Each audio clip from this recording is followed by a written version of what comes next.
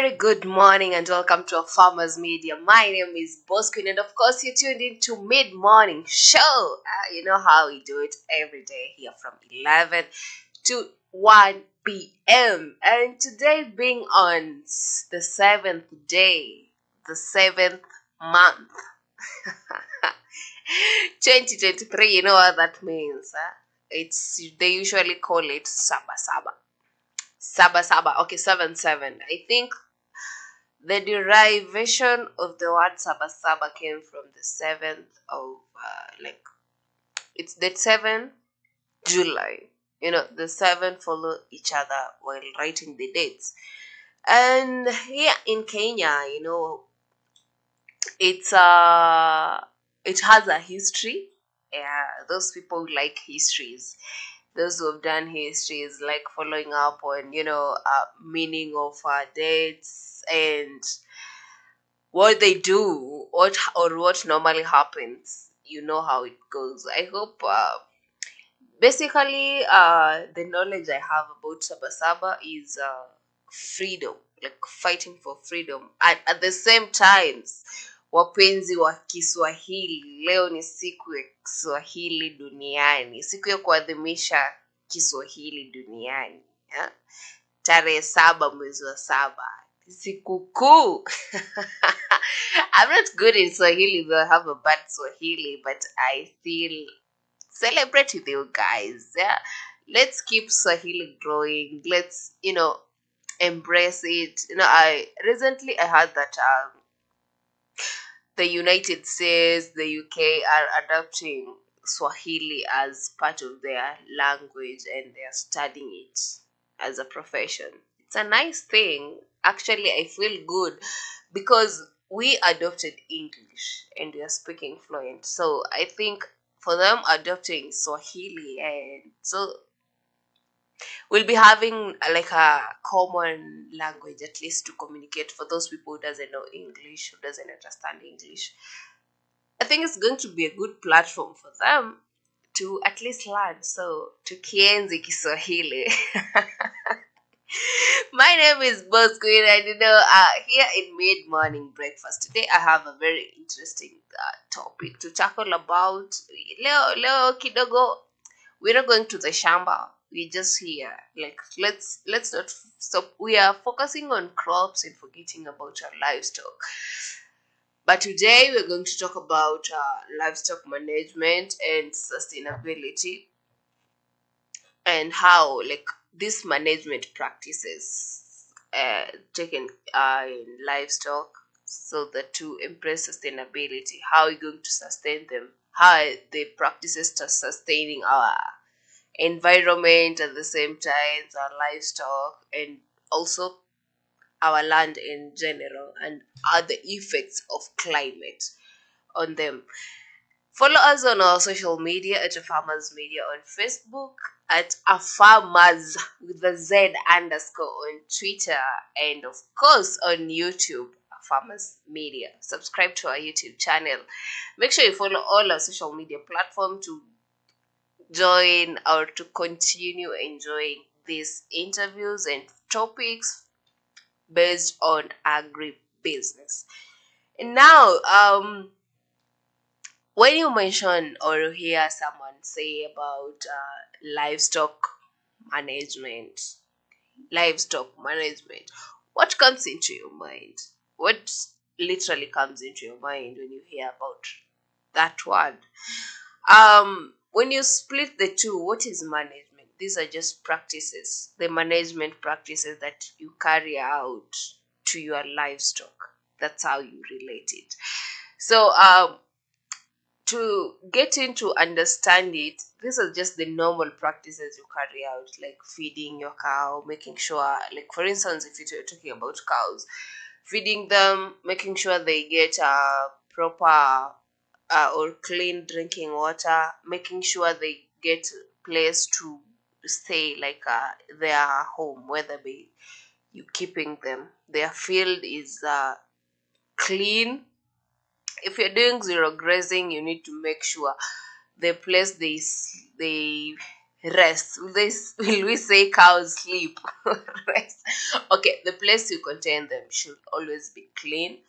Give them good or healthy food, and make sure clean drinking water is there. There is vaccination, there is deworming, all those practices. This is what we are talking about today, and we find out sometimes we're doing them right, sometimes we're doing them wrong. I'm here to at least help you correct some of the things that you haven't been doing, and others you've been doing it but wrong. you know and Speaking of which, what is like when you are young, what are some of these practices that you used to like maybe engage yourself in and you really enjoyed them and you're like you never knew they really matter but you really had to do it? Personally I have an experience. I remember when I was young, yeah, those days we used to have we still have, but those days we used to have so many cows, like around 15 cows, like milking, and the other cows and heifers, they were ranging up to around 20 something there. So every Saturday, like tomorrow, we used to wake up at, my grandma used to wake us up at around 5:30, so that by 6 to take the kettles to the deep kettle dip. I know you understand what I mean. So that to take them to the kettle dip for the purpose of killing ticks. Sometimes we have these extension officers coming along to vaccine them, like to give them vaccination or immunization, and maybe if there's something that has just come up, maybe there's an outbreak, they come through and we do a diagnosis of the cows. So I used to enjoy going to in the morning. It was like seeing the cows jump into the deep, swim through, and then get out. It used to be fun. Like I used to enjoy that, how they jump and be like, okay, this sounds nice, so the cows can swim. I used to call it swimming pool for cows, and it's something I really used to enjoy. Those are some of the practices that you're going to talk about today that are really important and you should carry out whenever you have into your livestock, be it the tick control measures.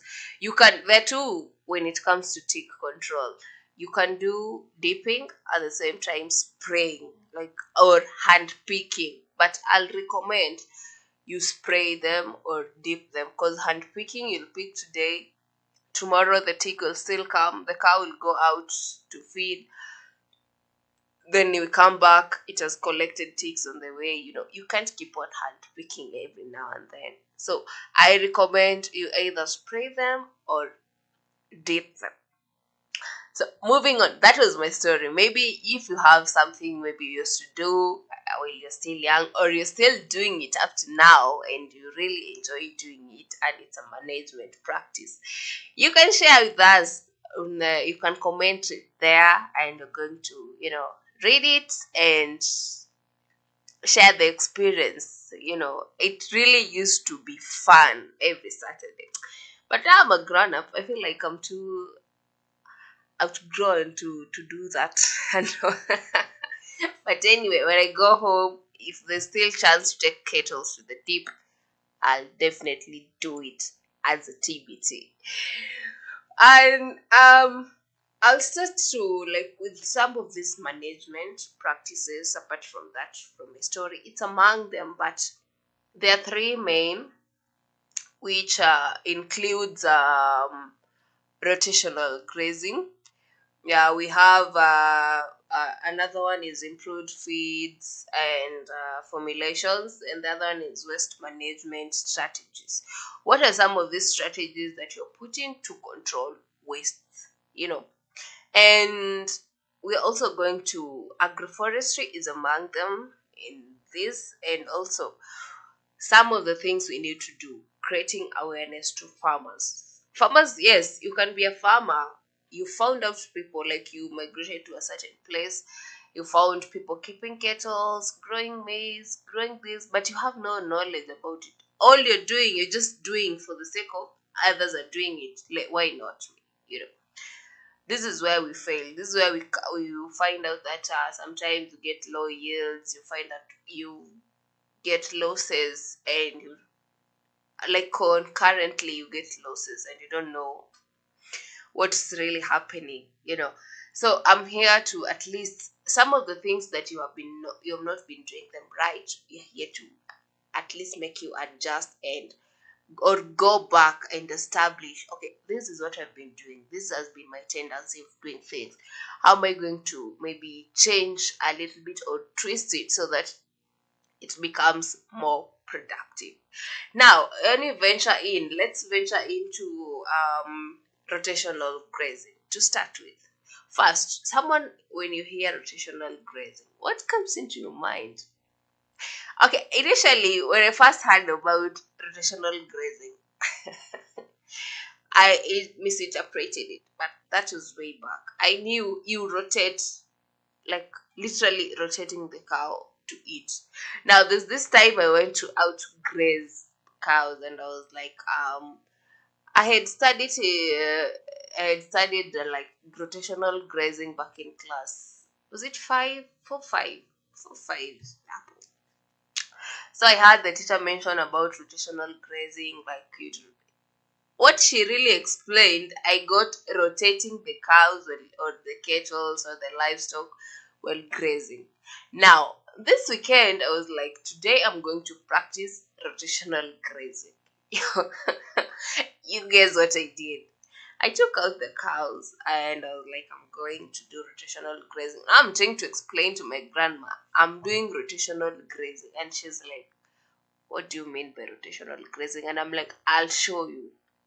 Now I went to where we used to have our field to graze the kettles, and I was like, now, since it's rotational, this is what I'm going to do. No cow is going to eat from the center. You're all going to eat through the edges. Now we rotate. We start here, you eat going like the way the shamba is, but you're not going to eat from the center.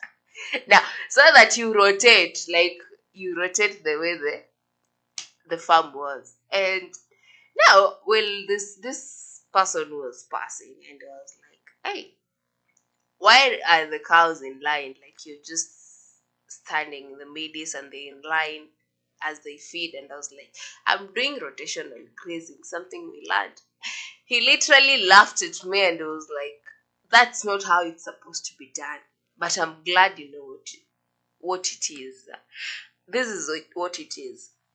And we sat down actually, and he did a sketch of what rotational grazing means. Okay, what I'm trying to mean here is rotational grazing is not what I did, but from that point, I understood what rotational grazing is. This is it now. You take a piece of land or a field where you feed your livestock, or where wherever where you, let's take a field, and that field you divide it into four paddocks. We call them paddocks. Now, this paddock one, you name them either paddock 1, paddock 2, paddock 3, paddock 4, or A, B, C, D. Now there are 4. This is what you do. The first paddock, this is where your animals will be feeding from until all the food is exhausted, or all the grass is exhausted. Once it's exhausted, you move to the next. If you started with 1, you're going to 2. If you started with A, you're going to B. That's what it means.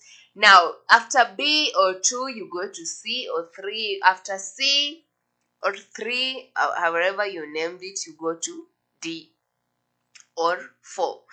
By the time you are done with 4, rotation, like the first paddock, paddock 1 or paddock A has already, like the grass is already grown. fully grown, fully developed for the purpose of for you to come back again to start there. Now, basically, in simple terms, that is what rotational grazing means. Like, you take a piece of land, divide it not only 4 times, depending on the number of cows you own and the size of land. It can be either 4, can be 6, can be 8. It depends with how big or how small your size piece of land is. Now that's how I learned, and I was like, when I went back in the evening, I was like, Grandma, wait. I talked to her and I was like, Shush, what do you think? What do you think we should do? And she was like, maybe we should give it a try. I'm going to divide the land into two, give you half, and the other half is where they'll be grazing. So it's you to decide.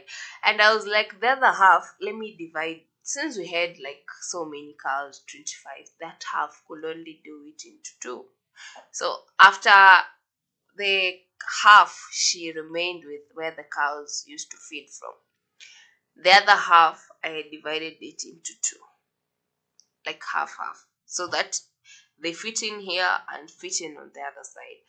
So after she were like the place we were, the one she had remained with is exhausted. That's when we moved. I told her, let's move to the first batch where the first paddock that I had divided, and that's how we started. Okay, by the time the first paddock was done, the second paddock, the grass was greener. Like, it was so healthy. It was, very catchy. Even the cows could just extend their necks through the fence to eat that grass from the other side. Now, when they finished the first one, they went to the second one. By the time the second one is done, the other half that remained is already grown. And that's how we started rotational grazing. It really saves on time, let's say time, because you don't need to be always there to guard the cows, to, like, eat or graze. What you need to do is just fence, and then have a gate and have a water point within that paddock. At least each paddock to have a water point, or you put a water point on a neutral ground whereby any of the paddocks can, whenever they are feeding from either of the paddock, can access water. That's what we did. Now, ours was just come, open the gates, let them in, close, give them time to eat, and then yours is to come, make sure they have enough water, and if they are well fed, you take them back home to get milked. That's how it started. And most people liked the idea and they started embracing it. So you see, it's a nice one. It really saves on time because you don't need to be moving up and down, or you need to spend time guarding the cows, making sure, yeah, they've taken, they're not, they don't like destroy other crops or so. So it saves you on time. The second thing, the benefit of rotational grazing.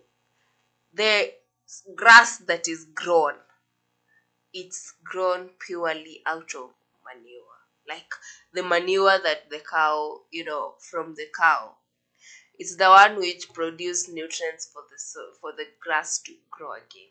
So basically, you don't need to add any other fertilizer or nutrients for the sake of for them to regrow again. There's that even distribution of manure all over because the cows move, and there's reduction in terms of erosion, because this cow feeds once the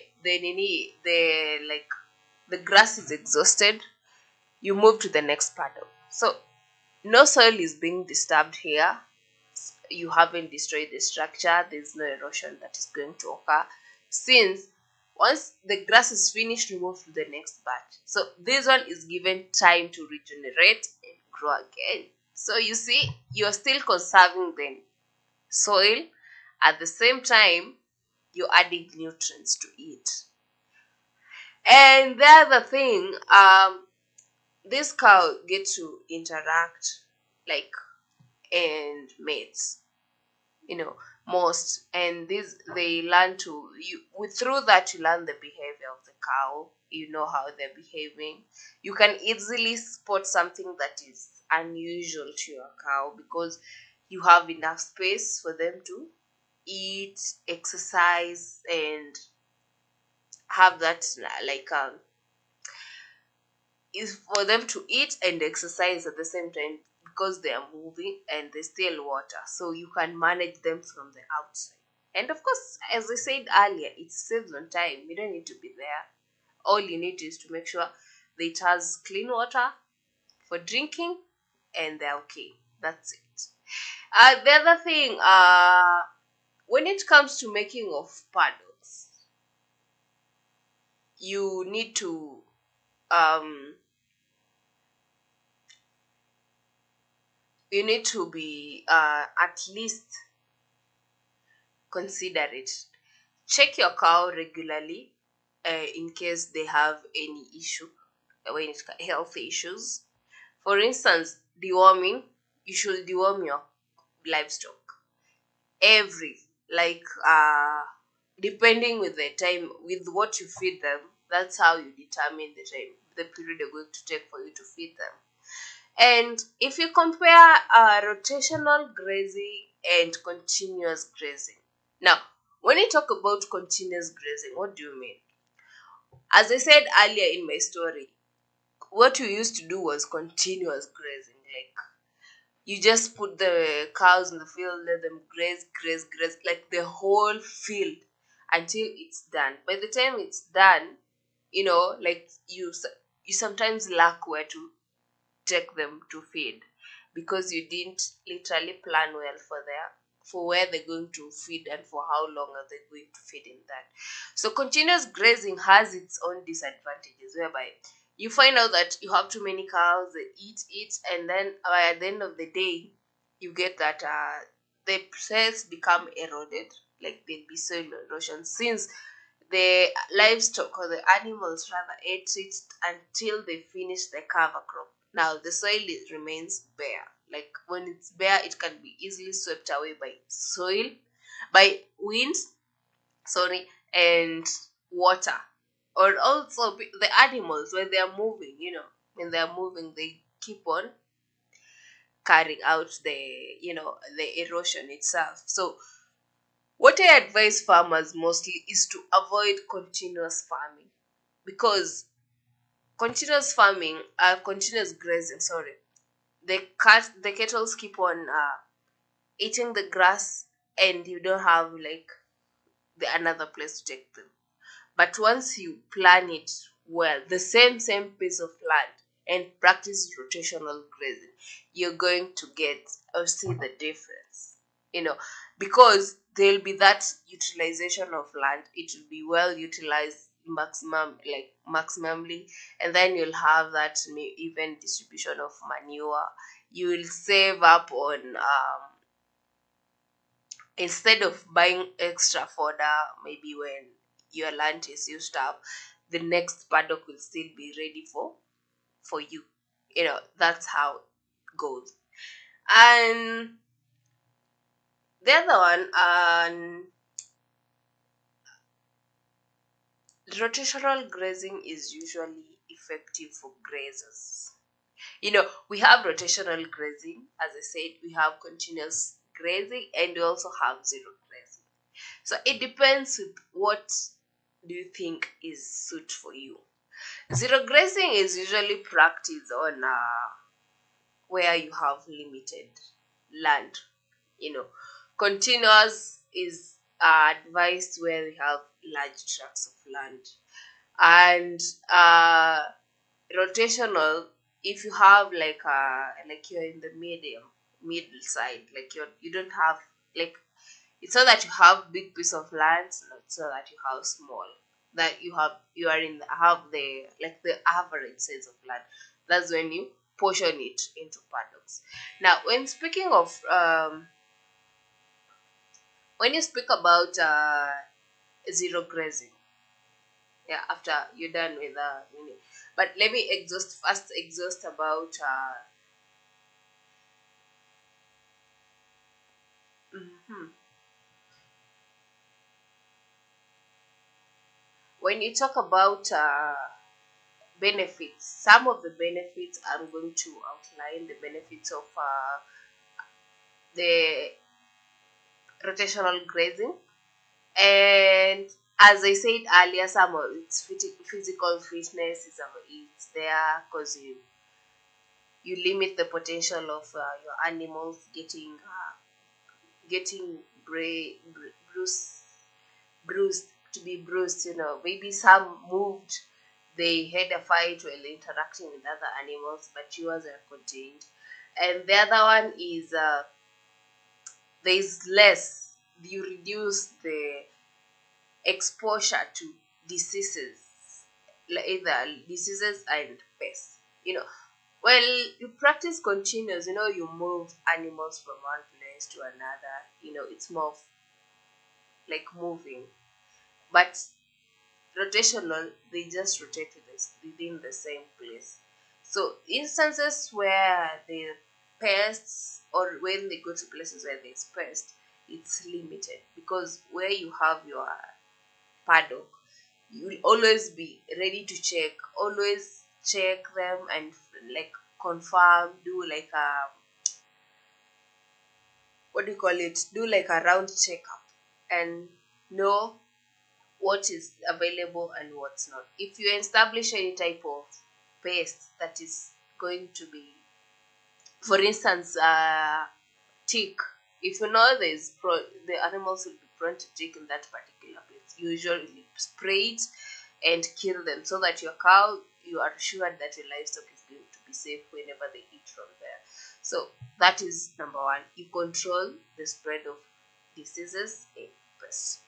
And the other one, you can also, you always have, you're not limited to have like paddocks in the same place. You can have paddocks in different places. You can decide like, my paddock is here, and the other one I purchased a piece of land somewhere.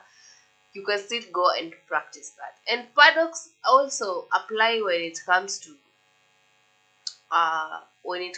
it's more of, when it comes to animals, it's paddocking. When it comes to crop, it's there's crop rotation, and it's like the same as rotational grazing, because crop rotation, you plant this type of crop here, next season you don't plant it there, you plant it in the next. And this season you plant, if you plant this, next season you plant the other. And for instance, if this season I'm planting beans on this paddock, the next season I will be planting maize. The next season I'll be planting cabbage. That's how you rotate. The same way you do crop rotation is the same way you do rotational grazing. And there's usually easier to control pest and disease, as I said earlier.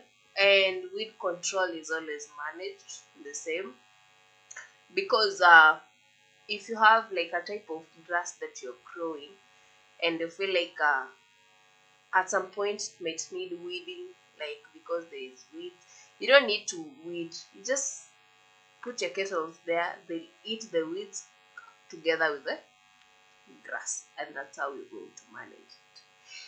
And moving on, what are some of the, maybe someone is asking themselves, what are some of these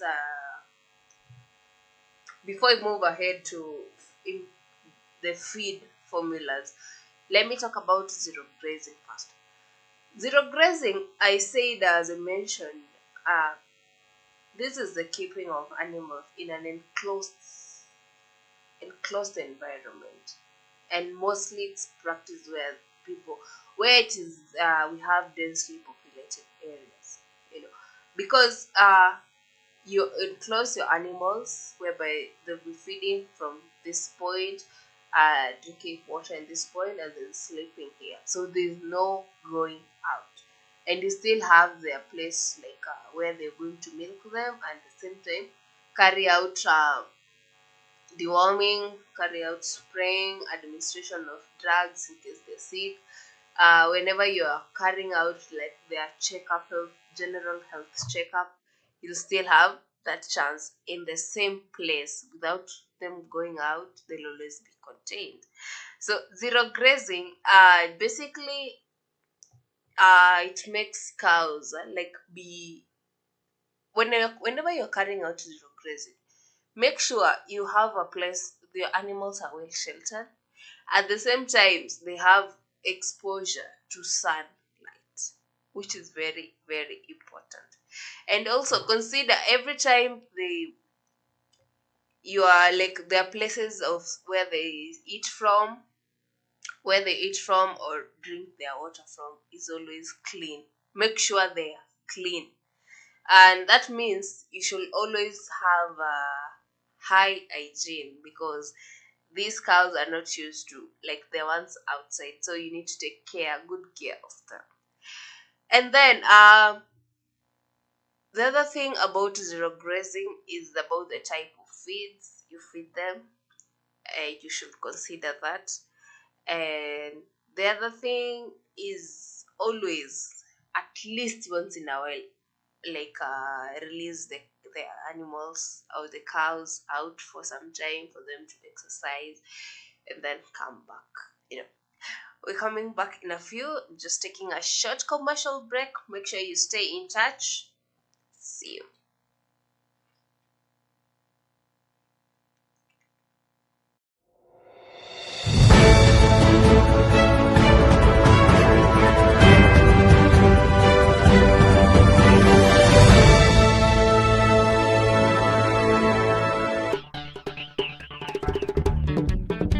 To have healthy cows that produce well, you need to feed them with enough energy from fodder crops, proteins from supplements like dairy meal and legume plants such as caliandra, along with minerals, vitamins, and water. For a healthy cow weighing 380 kilograms, it will need to eat 1 bale of hay a day, which is the same as 20 kilograms of fresh fodder. If you are growing your own fodder, you'll need about 1 acre per year to feed 1 cow, 1 heifer, and a calf. Good fodder grasses include disease-resistant Napier grass, bracharia, and panicum grasses. If you don't have enough land to feed your cows, then you'll need to buy extra fodder from other places. Remember to always have clean water available to your cows. If you want your cows to produce plenty of good milk, make sure they are always well fed.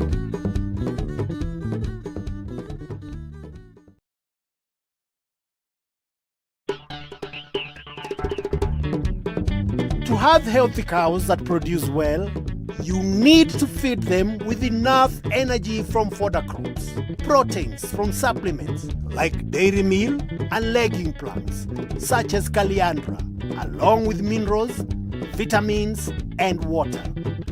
For a healthy cow weighing 380 kilograms, it will need to eat 1 bale of hay a day, which is the same as 20 kilograms of fresh fodder. If you are growing your own fodder, you'll need about 1 acre per year to feed 1 cow, 1 heifer, and a calf. Good fodder grasses include disease-resistant Napier grass, bracharia, and panicum grasses. If you don't have enough land to feed your cows, then you'll need to buy extra fodder from other places. Remember to always have clean water available to your cows. If you want your cows to produce plenty of good milk, make sure they are always well fed.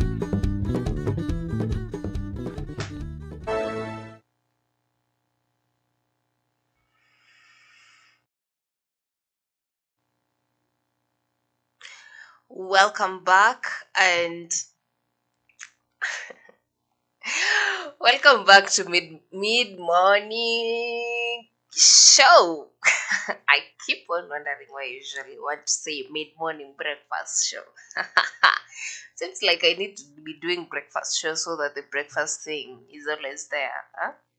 Anyway, welcome to a Farmers Media. This is where we connect, learn, and grow. And basically, here I'm here to make you like give you knowledge, learn and know what you're supposed to be doing, and at least advance or maybe correct some of two, three things that you've been failing, and get to understand or add the knowledge of maybe you used to be doing this the normal way and you feel like now I had this and I need to change.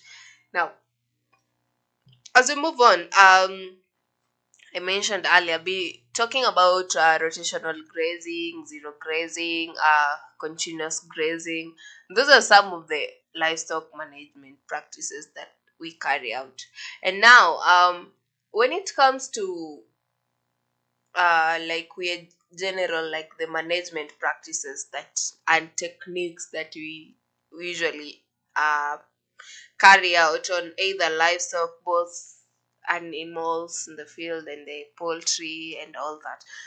We number one is one thing you need to ensure. Number one key is housing and shelter.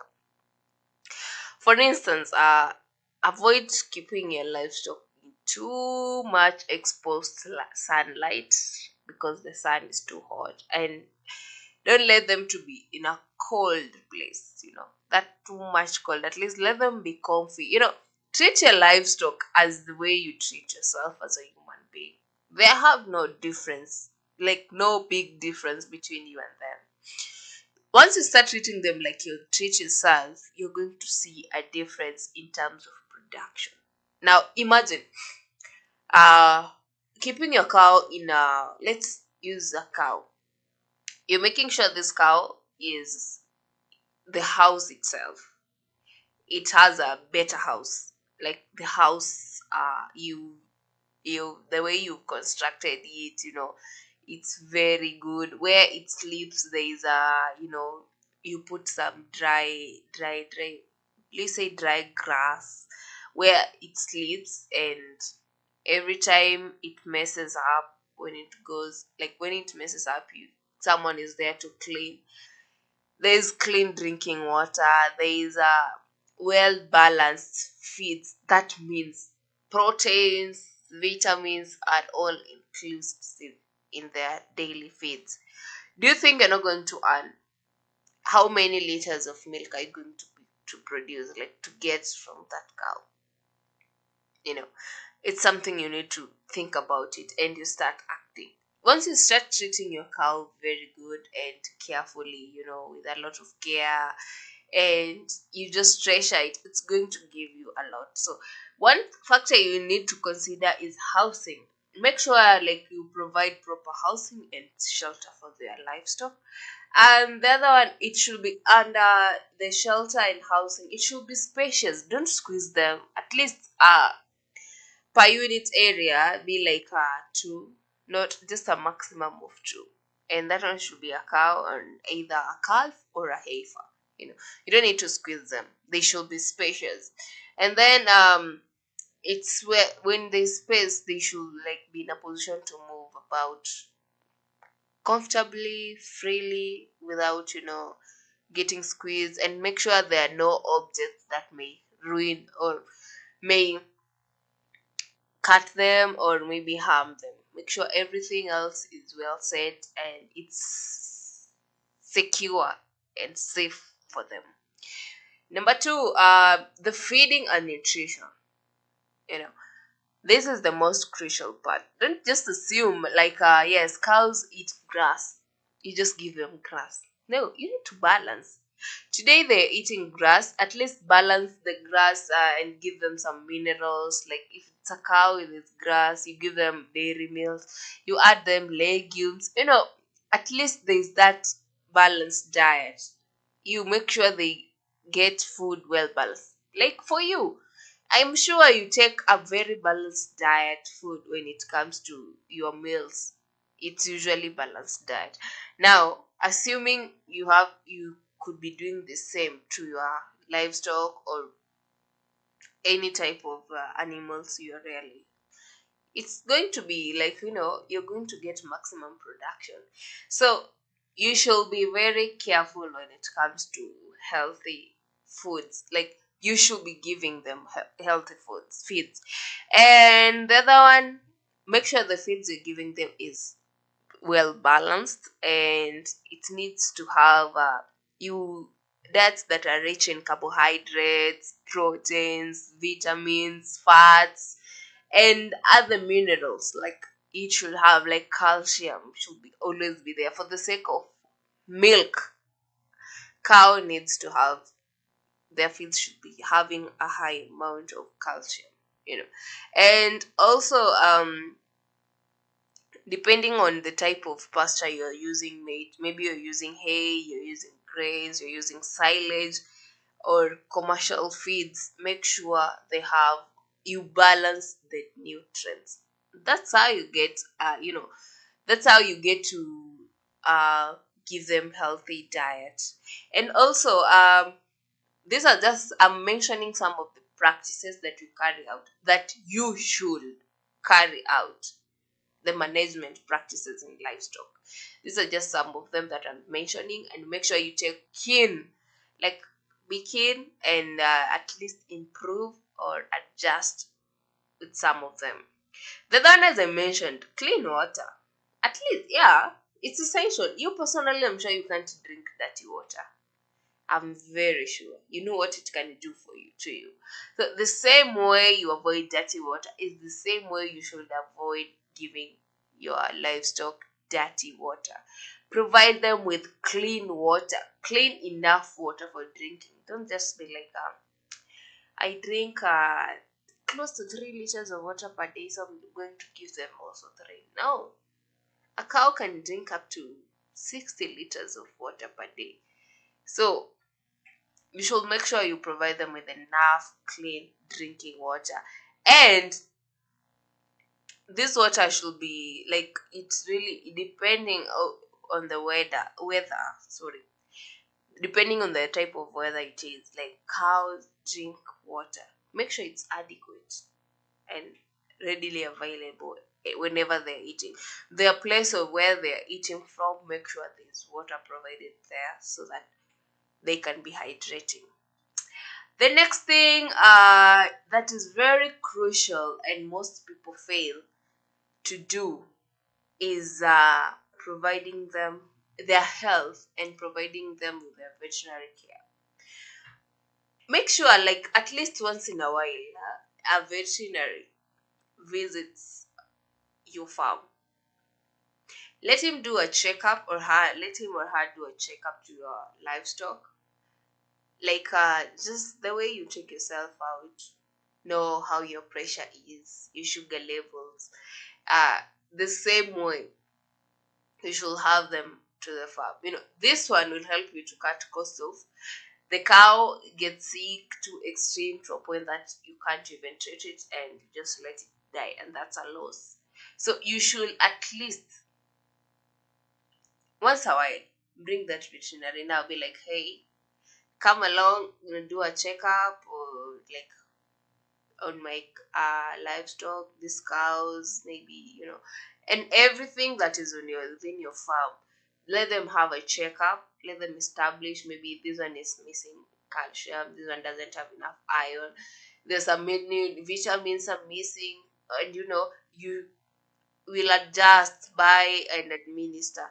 This one needs to be dewormed, like there's an outbreak of a certain disease and they need to be vaccinated. You should be doing that. So once you do that, you're going to cut on a lot, you're going to save a lot. And maybe your cow, like, is not giving you enough milk, and you'll be like, you just assume maybe it's something, the cow is sick, or the signs, it's sick and it doesn't show signs, so you're assuming it's okay since they don't talk. But at least I know they communicate on how they, through the products, the outcome, through milk, you can get, through whatever they're doing, how they drink their water. Nowadays maybe it has changed, but once you'll be bringing out our in to the farm, the vet, he keeps on checking on them, you're going to save a lot. Maybe you're supposed to treat the cow at around 50,000 plus, but when he comes or she comes in for the checkup, you only give out like 5,000. You say you've saved like around 45,000. So it's very essential, and most people fail. And the other thing when it comes to vet, at least be doing vaccination, vaccinate your animals. There's this common disease that usually attack cows. It's called foot and mouth. At all costs, make sure you vaccinate your cow against that, because when it is attacked, it's no there's no going back.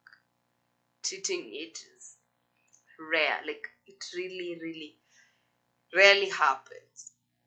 And also deworming, make sure you deworm your cows, like for you to get, even yourself, you can just relate yourself and the cow and be like, I deworm every after 3 months. What about the cow? You know, that's just a simple background check you need to do and be like, okay, I need to deworm my cow after this and this time. After that, when it reaches that time, make sure it is dewormed. And also have like a prompt treatment of illnesses or injuries. When your cow is injured or it's ill, make sure you call a doc, the vet. For the animals, it's a veterinary. So make sure you call the veterinary the same way you do when you're sick, you visit the hospital. So you call a vet, she or she comes in and take a checkup and do a diagnosis, and they get treated. Don't just assume, because you don't know what might happen in the next, like in the future. Once you assume this, what will happen, definitely you're going to get a loss. And the other one is breeding and reproduction. This is a very wide thing that I think we should just have a discussion on its own someday, because I used to like it, the part for breeding and reproduction. I remember when we were schooling back then, and we used to have like, let's say, in agriculture, actually that was from, I think, from 3. There's this reproduction part, and there's type of there was a lot about animals, and it's very interesting, especially when it comes to breeding, and there's a lot to learn. So managing your breeding and reproduction is very critical for maintaining the, sustainable production within your herd. And also this one, it really involves a lot, because you need to select the type of breed you want. I I feel like animals are more of like the cows especially are like just human beings. Like, for instance, you want a pointy, yeah, the pointy kid. You know what where to get the kid. You're definitely not going to side with a human, like a black, um like the dark colored person. Definitely going to look for a white, so that you get that kid. The same way, if you want a kid with an Indian hair, or those type of hairs, you know who to go to, like, where to get that type of hair, from which, like, place are you going to get. It's the same way for animals. For instance, you have a Frisian type of cow, and you need a Jersey type of breed. You're just going to crossbreed and get the Jersey, the one you want, or either the Asian, whatever, like, depending on the type of breed you want. And the other one, like, you need to, the breeding stock also is very important. Sometimes you need to control the breeding stock, and sometimes, depending on your how you prefer it to be, you need, like, for instance, you want to have like 50 cows and you have like 20. So your breeding stock, for it to reach 50, definitely all these 20 must sire. Once they sire, their heifers, their calves go to heifers, they'll still sire until you reach to that. Or maybe you're trying to control your breeding. That's what it means by breeding stock. Like, how do you want it? Maybe the season you are planning to sire or get like multiply, it's going to a dry season, and there'll be less feeds. That's how you plan. to control your breeding stock. And the other one, under breeding and reproduction, still ensuring there's proper mating. This one is very crucial.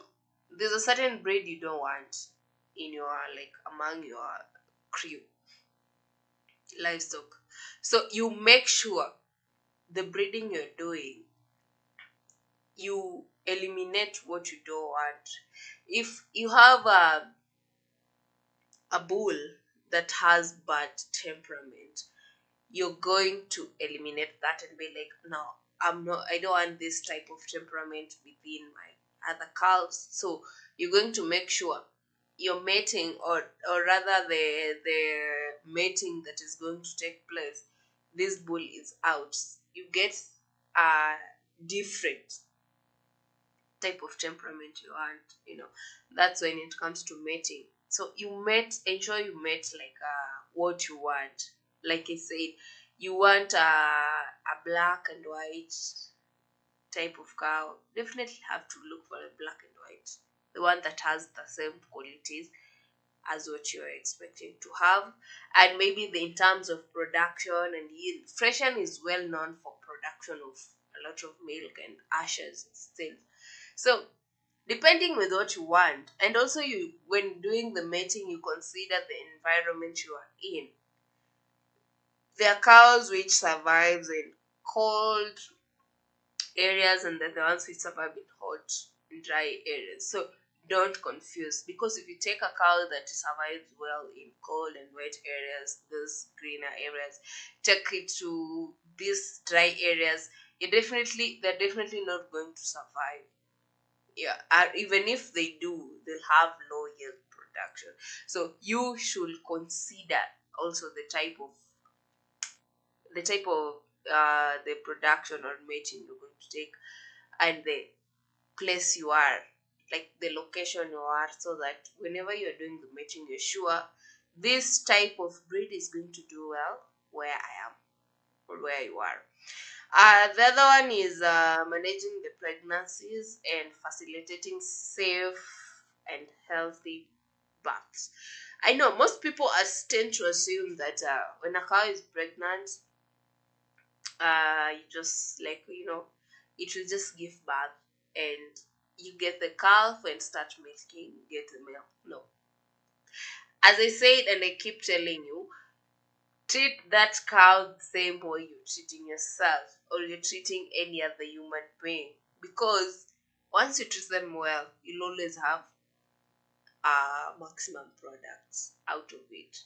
So, for instance, when your cow is pregnant, you need to take all precautions, all measures to make sure it delivers safely, and also take care of it until the time the calf is okay, like it's able to maneuver on its own, and also the cow, yeah, you give them nutrients the same way a lactating mother is. It's the same way you're going to take care of your cow. Don't forget that. Once you start treating that animal or that livestock or that cow, that chicken, anytime you start treating them as the way you treat yourself, you're going to see the difference in result. And the other one is disease prevention. How are you going to prevent these cows from disease? Now, you've had there's an outbreak of a certain types of disease. What are you going to do? Are you going to wait for the outbreak, like the disease, to come so that you take any action? Or are you going to take an action before the disease strikes? The same way we had COVID, like back. And now we used to be in masks, we used to be like, vaccinated and all that. But now we're good. We no longer wear the masks unless you're just going to a dusty place or anything. That's when you do your mask. But right now we don't, because we got vaccinated, and just like, let's say just a few were affected, but most of us are still alive because we took earlier prevention measures for it. This is the same way you've had an outbreak of foot and mouth or any other disease, and you're like, okay, so it has happened then. No, you don't have to sit and wait. First of all, you've had there's an outbreak. Do a research. Where is it? How far is it? It's okay. What do you need to do? If it's vaccination, vaccinate.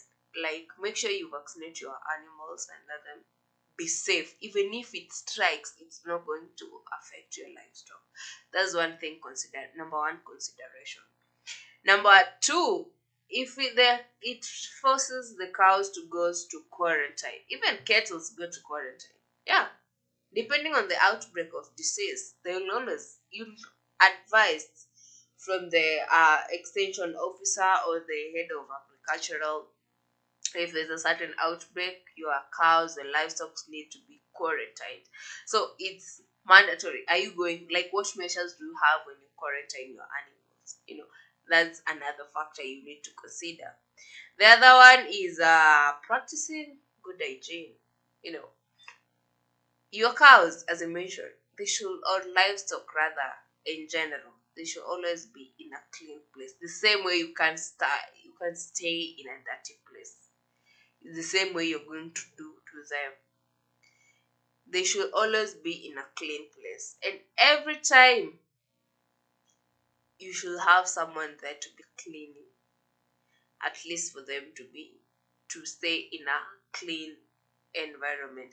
When they're in a clean environment, things like ticks, flies, etc., they'll find no like a place to hide or rather attack them, so they'll have a healthy skin also.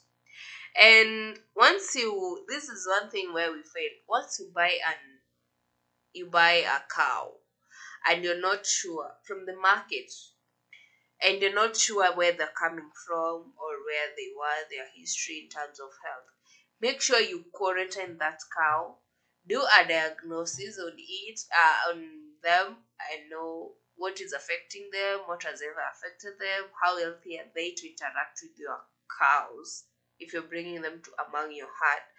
Make sure they are healthy first before putting them to interact with your other cows. This is going to cut cost on you, because if, for instance, the cow you've bought has a certain health condition that is let's say it's communicable. If it has that, remember, it's going to spread. It will spread to the other ones, and this one is going to cost you a lot for you to treat. So I advise, if you buy a cow and you're not sure of their background or their past healthy conditions or where they're coming from, quarantine it, do a background check, diagnosis, call a vet, and make sure it's okay. Once it's healthy, that's when you allow it to interact with other cows. And the other one is controlling vectors and carriers of diseases such as insects and rodents. These ones comes automatically once you are clean, and making sure where your livestock are sleeping or staying or eating from is clean. You know, rodents mostly carries flies, or yeah, flies. So once they are living close or within your livestock, they're going to spread these flies to your livestock. And what do flies consume? They definitely eat from them. They suck blood. And once your cow doesn't have enough blood, they develop anemia. So you're going to go an extra cost again. Either they die, or you have to buy boosters, like you boost their health in terms of the minerals they're lacking. So for to avoid all this, make sure you keep them in a healthy place so that they enjoy their to be healthy, and not to have these to keep off the rodents and the insects, those vectors or diseases carriers. The other one is pasture and grazing management, of which we've discussed about it. That is about the rotational grazing. We talked about the zero grazing, and the other one of free, like it's the free range grazing. That one we've talked about it. And make sure when they're grazing, like at least it's you monitor the grazing patterns and prevent overgrazing. Once they overgraze, they will have soil erosion. And with this, the way we have their soil erosion, once the soil is eroded, you're not going to, like, even if re you plant again, it's going to take a lot of time for the nutrients that are underground to break again and be released to the crops, or rather the fodder you're going to plant, or depending on what you're going to plant, there is soil nutrients will be lost. So it's going to take a lot of time for you to produce. So at least reduce overgrazing at all cost. The other one is record keeping and data management, and this is the most crucial part.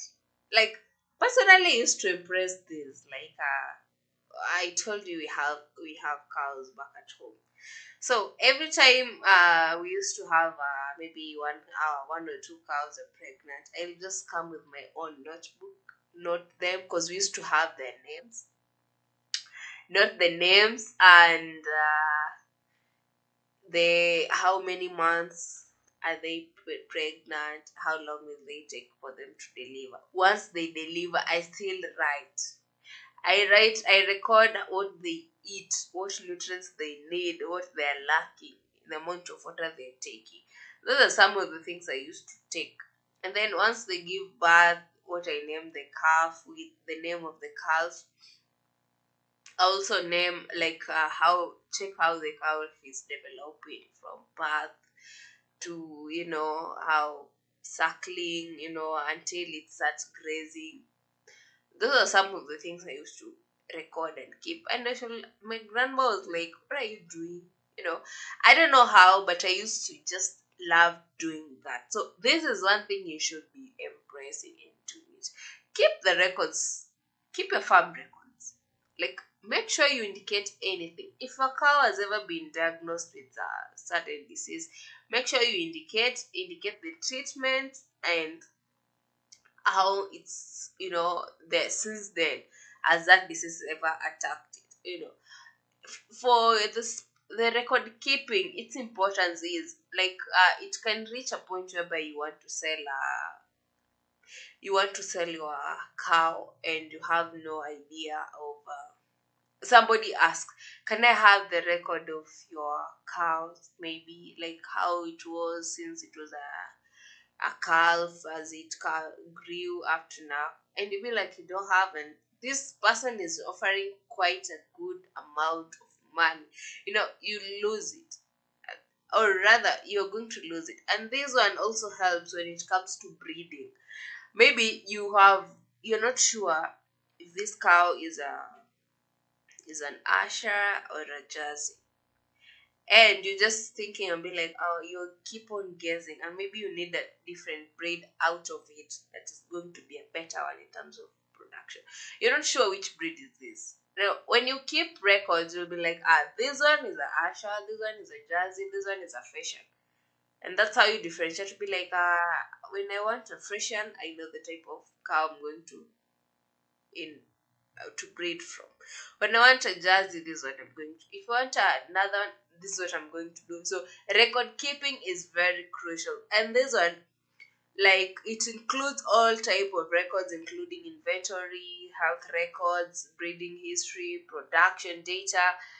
These all, they help, and it's going to save on time, like save you time, save you costs, and a lot. It's really going to save you on a lot. And if tracking the cow's performance from time to time, when I bought this calf, it was of this age, or maybe when it was born, it was this. After some time, when it started giving out product like milk, this is the amount of milk I started with. After I fed it with this is how the milk increased to this, or this is how it reduced to this. When you track the production records, it's easier for you to it's easier for you to know where you made a mistake, where to improve, or where to adjust. That's what I usually tell. Keep records. Like, keep records. I have a record of how I grew up. Like, at this age, this is what I was doing. At this is what I've been doing. At now, this is what I'm doing. It's very important, so that instead of explaining, like, okay, someone comes and asks me now, what's give me your records since you're young. Just give me your record. Sorry, I don't need to like explain and be like, I don't know, I don't remember. No, I'll just produce a document and be like, here it is. So this person, I've saved the time of explaining, and is going, just he or she is going to go through this and this and this and this. Now you see, you just saved it big time. So learn to keep records. Literally, keep your farm records on anything, and make sure you don't lose it. Either you keep them manually or digitally, or backed up, online, wherever you feel like it's best for you. Make sure you keep records. And environmental considerations. I mentioned this one earlier, whereby consider the type of environment and the type of breed you are rearing. You should take account on environmental sustainability. How sustainable is this environment? This one is, it really implements, like, it includes to strategies like reducing water usage, managing manure and waste effectively, and also it minimize ecological impact on livestock operation. Reducing, like, let's say, waste management, especially, this is a very wide topic that we will need to put into practice. Waste management, basically, this one leads us to agroforestry. Waste management, when you relate it to agroforestry, this is basically, you have your farm, you're keeping livestock, at the same time you're growing crops and you're growing trees. So the waste that is coming from, let's start with the animals. Let's start with the crops. Now, these crops, you're getting food from them, like, let's say, the leaves from the trees, some of the stems you cut, you feed them, the livestock. And then this waste product from the manure, the waste product from animals in terms of manure, you take them to the farm again for them to release nutrients, and make sure the trees and the crops absorb the nutrients for them to be healthier and still provide food for the livestock. Now, this is what we call waste management. Now, that is how it is recycled. Like, that's how it is managed, and it becomes effective. And the other one, like, as you manage the waste, it's very impactful when it comes to other operations. You don't need to go an extra cost to buy fertilizer, buy feeds and all that. No, you just take this, use it to do this and to do that. And some of these mini trees act as medicinal. So whenever the cow, maybe your livestock is suffering from a certain condition, and you have a certain tree that can help to heal, that's how you use that tree to heal that cow. And that's how you're going you know to manage, like, the whole cycle of production.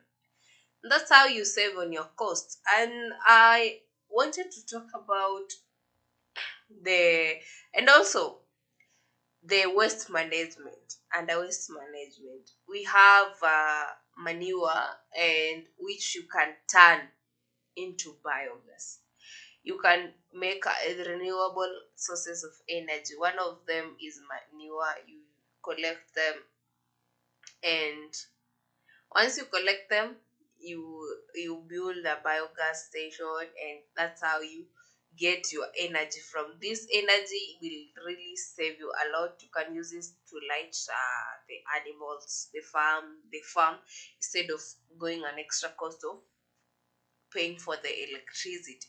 So it's really going to save a lot when you construct a biogas station. And also in the kitchen, you will use this biogas to cook. Therefore, you just get your like everything you need within one place. The animal waste recycled to manure, recycled to biogas, and you see this is a plus to you. And also those are just some of the practices that you need to carry out. And we have administration of drugs. How you're going to administer drugs to the animals. There are different types of them. How are you going to restrain them, like when you're taking them, like when you are going to give them medicine. How do you handle your animal while in the farm? How do you handle them? Like, are you that rough? Are you that soft on them? They are animals, they are animals, and they need to be taken care of as well. So at least how do you handle them? Some people are rough. Like, sometimes I see how people handle donkeys, and I feel so bad. Why are you beating them? Why do you beat them? That thing really, really frustrates me. As I said, and I'll keep on repeating, the same way you take care of yourself is the same way you should take care of your livestock. Make sure you don't forget about that. My name is Bosquin, and this is a Farmers Media Mid Morning Show. See you in a few. I'm just taking a very quick break to just take a glass of water, and I'm coming back. See you in a few.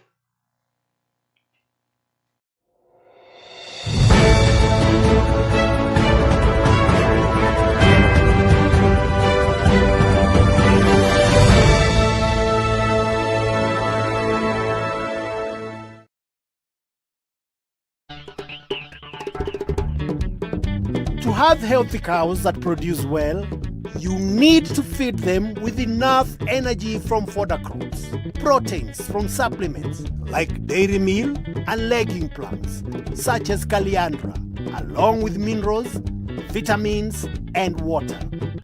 For a healthy cow weighing 380 kilograms, it will need to eat 1 bale of hay a day, which is the same as 20 kilograms of fresh fodder. If you are growing your own fodder, you'll need about 1 acre per year to feed 1 cow, 1 heifer, and a calf. Good fodder grasses include disease-resistant Napier grass, bracharia, and panicum grasses. If you don't have enough land to feed your cows, then you'll need to buy extra fodder from other places. Remember to always have clean water available to your cows. If you want your cows to produce plenty of good milk, make sure they are always well fed.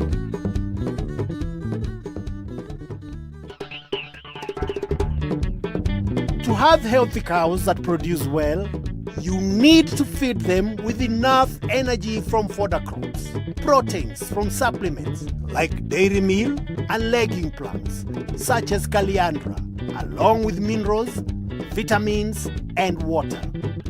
For a healthy cow weighing 380 kilograms, it will need to eat 1 bale of hay a day, which is the same as 20 kilograms of fresh fodder. If you are growing your own fodder, you'll need about 1 acre per year to feed 1 cow, 1 heifer, and a calf. Good fodder grasses include disease-resistant Napier grass, bracharia, and panicum grasses.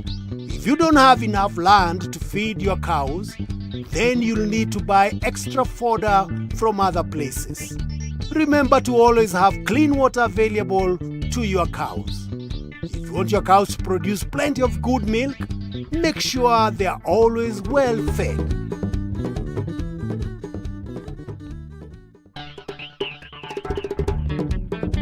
To have healthy cows that produce well, you need to feed them with enough energy from fodder crops, proteins from supplements like dairy meal and legging plants such as caliandra, along with minerals, vitamins, and water. For a healthy cow weighing 380 kilograms, it will need to eat 1 bale of hay a day, which is the same as 20 kilograms of fresh fodder. If you are growing your own fodder, you'll need about 1 acre per year to feed 1 cow, 1 heifer, and a calf. Good fodder grasses include disease-resistant Napier grass, bracharia, and panicum grasses. If you don't have enough land to feed your cows, then you'll need to buy extra fodder from other places. Remember to always have clean water available to your cows. If you want your cows to produce plenty of good milk, make sure they are always well fed.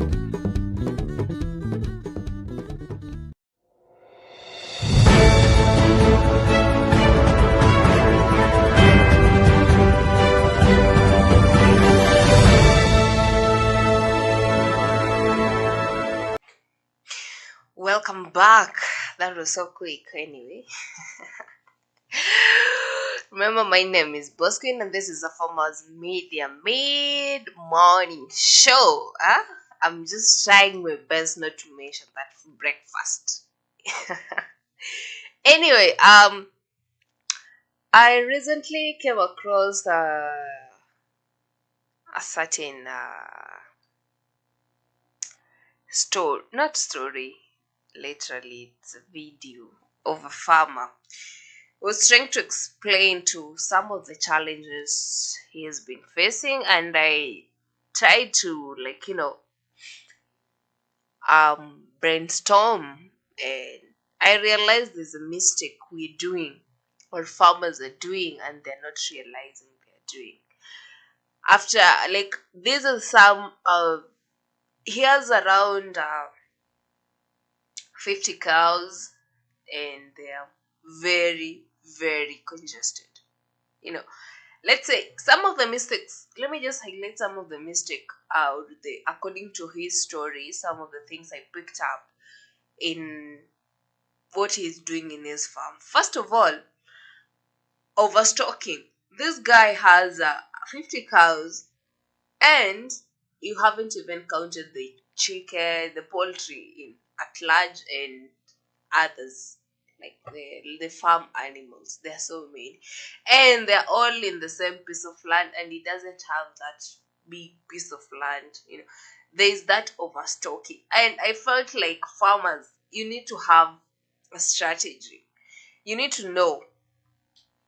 You need to know how is your budget, like how big or how small is your farm, the size of your farm. You should check it and know or maybe bring an extension officer and be like consult and be like, this is my type, this is my size of farm, this is my plan. I need to have this type of this, the amount of livestock on my farm. How many am I supposed to be having within this type or size of farm? And this he just keeps a lot of livestock in this small piece of land, and you end up being like a lot. He doesn't, maybe some are not well fed, and when you overstock, there's erosion occurs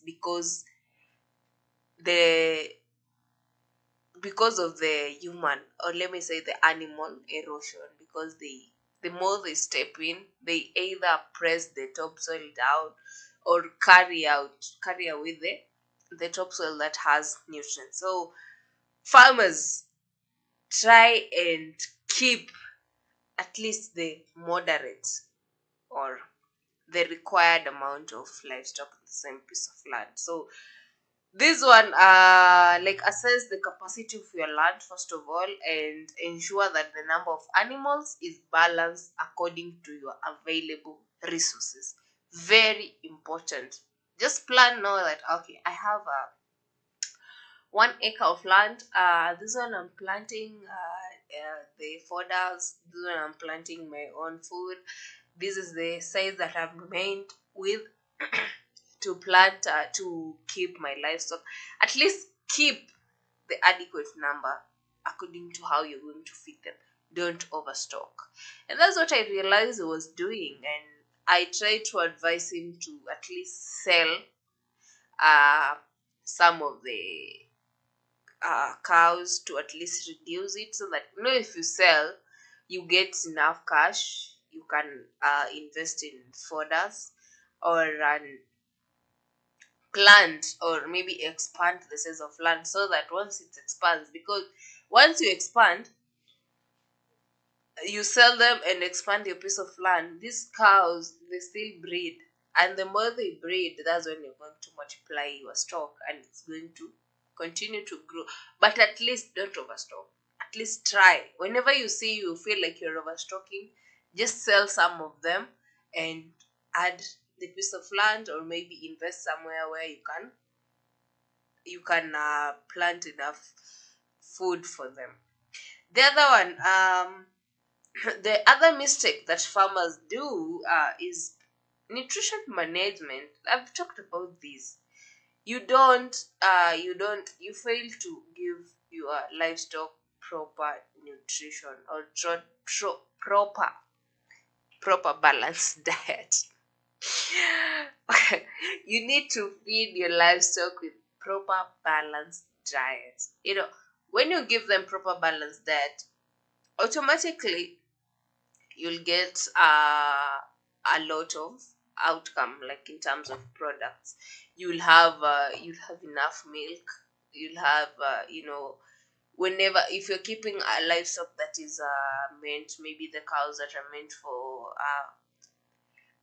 for meat, definitely you're going to, because you're going to get a lot of money out of it, because the cows kept meant for meat, they usually, I think you're usually paid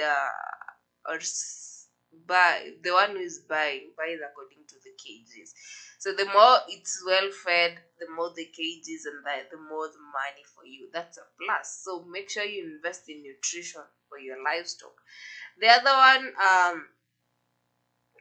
at least have farmers try as much as you can and have regular monitoring by the veterinary to your livestock. At least make sure, let them be there. Make sure they are there to check the health condition of your livestock. Let them check a record. Let them like check up like regularly. Let them check them up, at least to reduce the costs when they become sick. And then ignore, like maybe let's say there's some practices you're carrying out that are going to affect your livestock at home. Make sure you try as much as you can and avoid.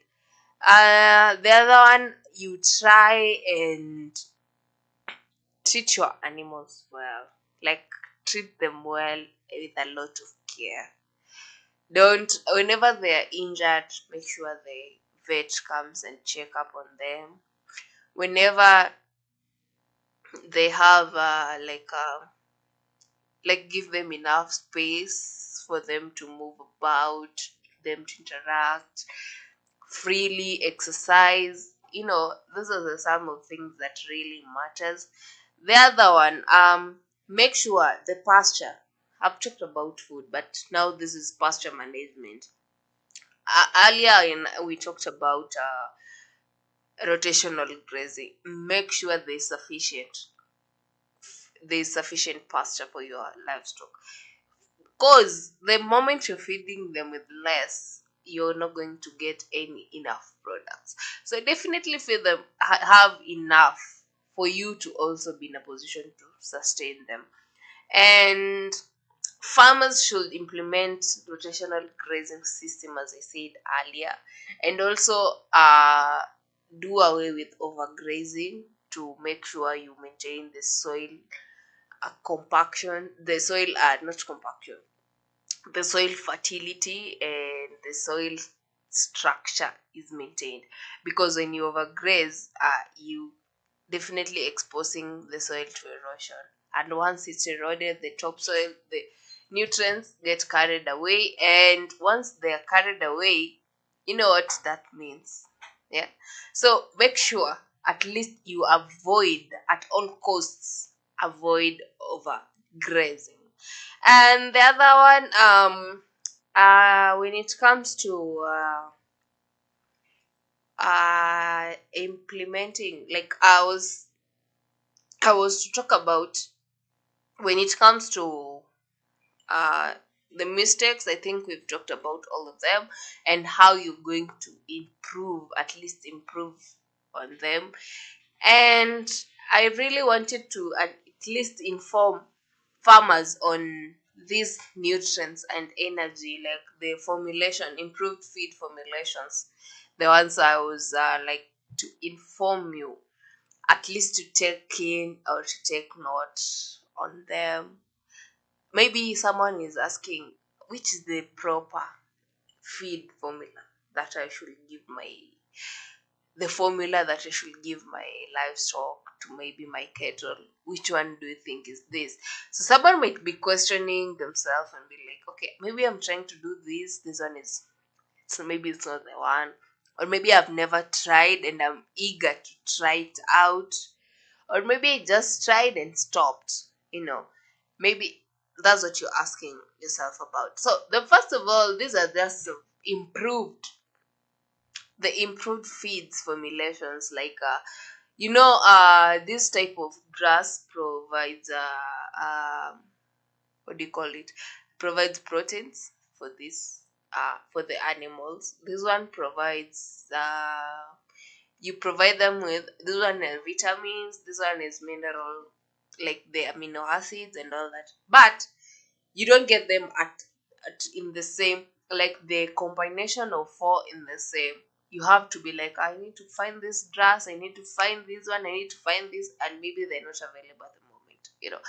That's what you ask. So what you do, we have these supplements, or rather the improved formulas that are put in form of feeds to your livestock. So once you feed them with grass, you need to add like these feeds, at least on, for you to enable to be in a position to balance the diet.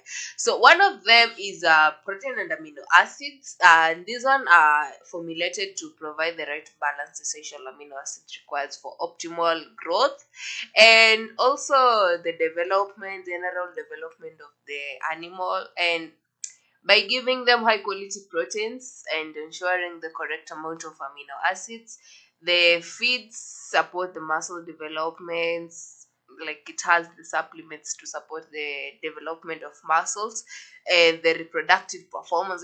Protein does almost everything when it comes to reproduction. So your animals, even human beings, you all need proteins. You know what that means. I'm not going to venture into that. So you better, just use that the same way for humans use it to animals. And you tell me if there's a difference. There is no difference. So animals require a lot of protein. So you need to, for the purpose of reproductive performance, you need to feed them with enough proteins, or rather adequate proteins. And also protein is for immune functions, for the purpose of immunity. You need to add them, the protein and amino acids. These are just some of, like what you need to establish, the supplements that are required by the animals to boost their health. So you need them. And the energy sources, you need to, like, make sure the feeds you're feeding them with or rather the improved ones that have high energy sources, and focus on selecting the best or the appropriate energy source to meet the daily energy source of the animals. So per day, there's this amount of energy like the animal is supposed to consume. Even you yourself, like per day you require at least I'm not sure of the correct figure, but you need at least some amount of energy to your body. So make sure at least you feed them with energy giving foods also for them to be healthy. And some of these include the grains, include oil seeds and fats. These one are energy giving sources to your livestock. And also this one, the energy, if you feed them, if the feeds have the exact or rather the right energy densities, animals can efficiently uh, utilize the nutrients, maintain their healthy body weight, and support various physio like physiological functions. That is, they can walk for a distance, they can, jump, and still they're okay. You need to maintain that, and you should check on that if your cows or rather livestock are having the right amount of energy giving supplements. You've seen you feed them with grains and oil seeds. This Some of the oil seeds include the sunflower. I think cows, when you feed them with sunflower, it's one of the best when it comes to energy giving. The other one, vitamins and minerals. You need to make sure they acquire the vitamins A, D, and E, and minerals such as calcium, phosphorus, and trace elements. And also nutrients. These nutrients like calcium, phosphorus are very, very essential for the sake of bone development, immune function, reproduction, and overall metabolic processes. I know you also understand this because you, as a person, I told you, you have to relate yourself to the maybe that cow, that goat. So every mineral you need, they also need the same. So it's you to establish what type of food do they need that is rich in a certain mineral that they are lacking. So that's where you're going to implement. And the other one is the fiber content. The fiber should be well, like every type of, like, you should at least make sure in every food or feeds you're feeding to them has a content of fiber. Fiber is really essential when it comes to digestion. You also know that if you take foods, a food like any type of food that is have a high amount of fiber, your digestion is well catered for. So basically, you consider inclusion of fiber ingredients for like forage, raffages. They aid in they aid in proper functioning of the rumen. Rumen is the stomach of a cow, or rather this livestock. I think goats also have them. The sheep also have them. So fiber content, you should make sure it never misses for this purpose of digestion. And the other one is feed additives like they're always there for the like enzyme, prebiotics, probiotics, nutrients absorption, for the just overall performance. You all need additives, because personally, even you yourself, you usually give yourself additives you know how your body performs, or how it gets nutrients. And the other one, as we move on, there's this the additives, they help to boost your immune function, and therefore for the animals it also do the same. They boost their immune function and reduce the risk of certain diseases. Maybe having a certain type of disease, so that is an outbreak somewhere. So when you give them additives, they reduce the risk. Like there's a breakout of certain disease, and your cows are safe because you're sure of their immune system. The importance of let me just brush through as we wind up on the importance of the feeds, these improved feeds, and the ability to optimize animal nutrition. And they also lead to several benefits. These benefits include enhanced animal performance. This whereby the animals are in a position to perform well. That is in terms of making them more resistant to no, like in terms of production. Sorry, this like in terms of production, you get high yields of maybe eggs, meat, milk, and they are very high. So when you give them with the necessary nutrients, definitely you're going to enhance your performance in terms of production, and that's what you're supposed to be doing. The other one is disease prevention. Like if you feed your your livestock with well formulated feeds, this can support them, their immune. And once the immune are well, some of the infectious diseases, and they'll really like, it will take time before they attack them, so they become resistant to some of the diseases. And once the immune is strong, you know what that means. Yeah, so you should always give them special formulated these feeds, improved feeds, so that to build the strength in the immune system. The other one is environmental impact. When it comes to the environment, these improved formulations consider they are considered as environmental sustainable. This means that by optimizing the utilization and minimizing of waste, such formulation contribute to reducing the environmental impact of animal agriculture, and including nutrient runoff and greenhouse gas emissions. So we already talked about it. This when it comes to waste management in terms of biogas. So you understand the whole chemistry of how they rotate from your animal waste, coming home to produce energy, going to the shamba, to the farm, to give nutrients to the crops.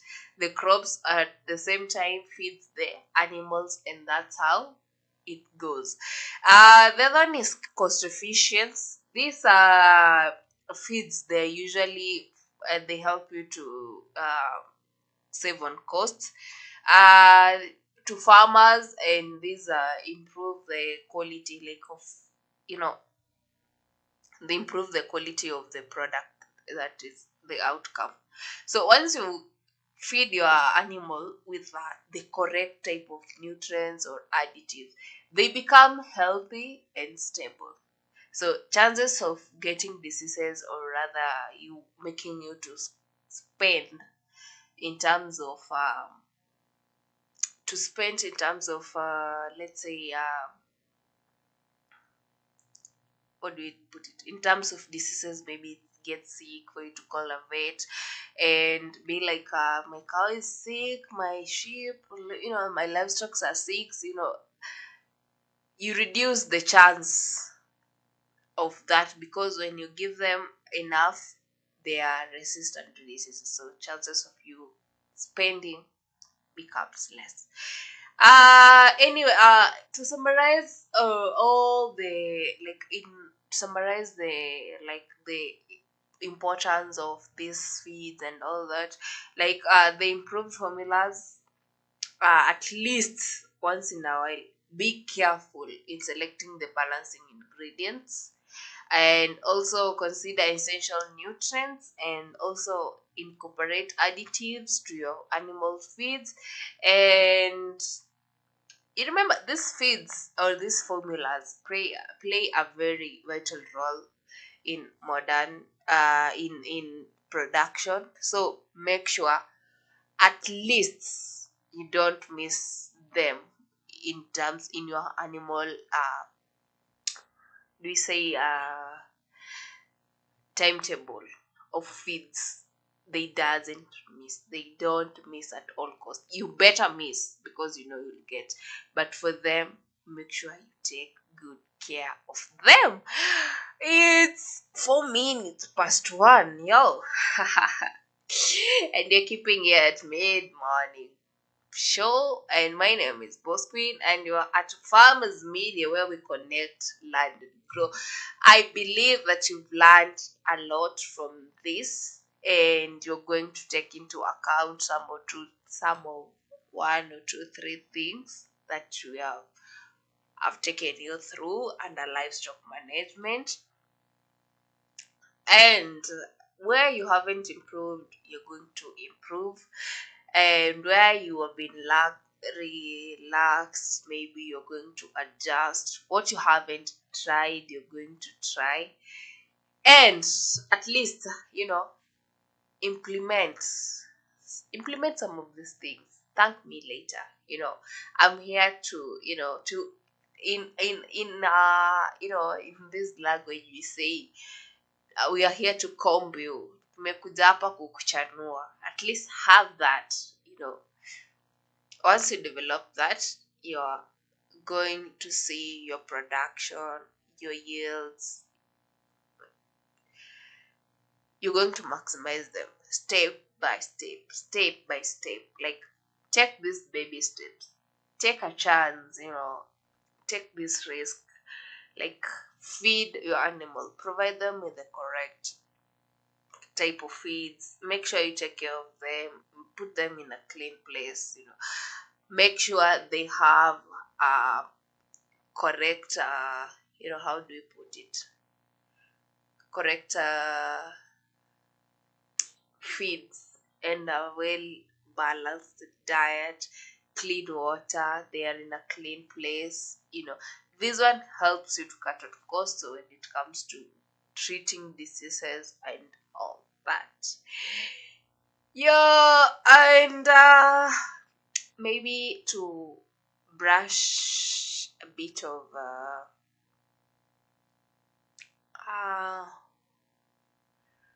to brush a bit of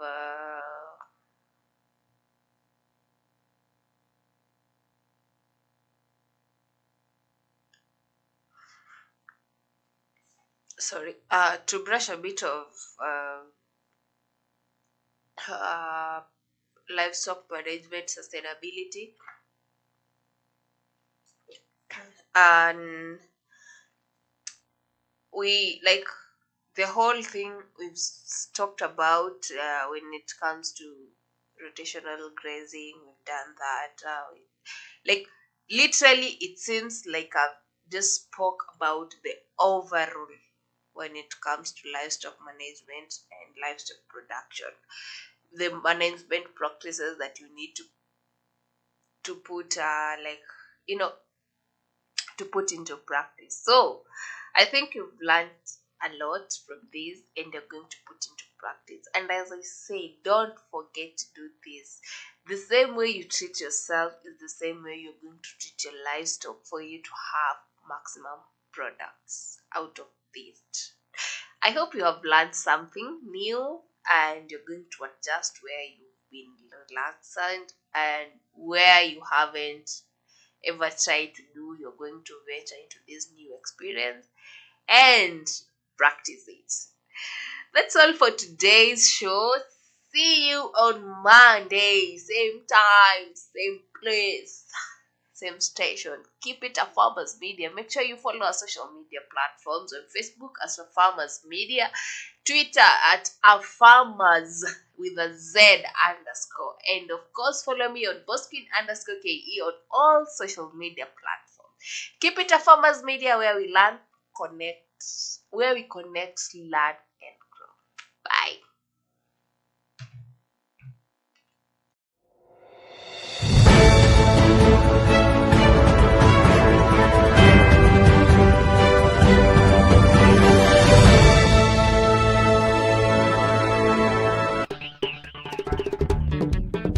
To have healthy cows that produce well, You need to feed them with enough energy from fodder crops, proteins from supplements like dairy meal and legging plants such as caliandra, along with minerals, vitamins, and water.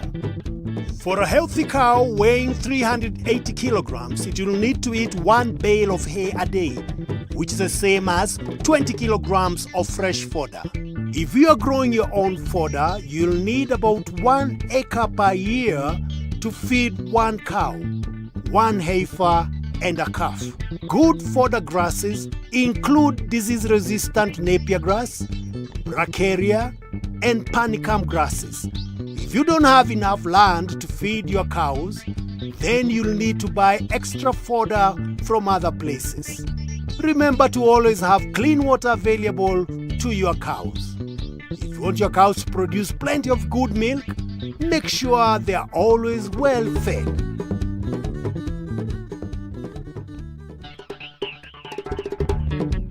Cows need proper housing for good health, protection, and to ensure they can produce well. A good housing for your cow is clean, dry, comfortable, and safe. You need these 5 areas for your shed: sleeping area, walking area, feeding area, milking place, and calf pen. You can use local materials to build your unit. Each sleeping area needs to be 7 feet long by 4 feet wide per cow. The sides should be made of wood or stone to stop wind coming through, and the roof should not let rain in. The walking area needs a slope towards the back of the pen so that manure and waste can wash away. The milking place should be 7 feet long and 4 feet wide. The calf pen should be about 5 feet long and 4 feet wide per calf. Use concrete flooring in all areas so it's easy to clean. Clean your cow shed daily and use a disinfectant like Coopercide.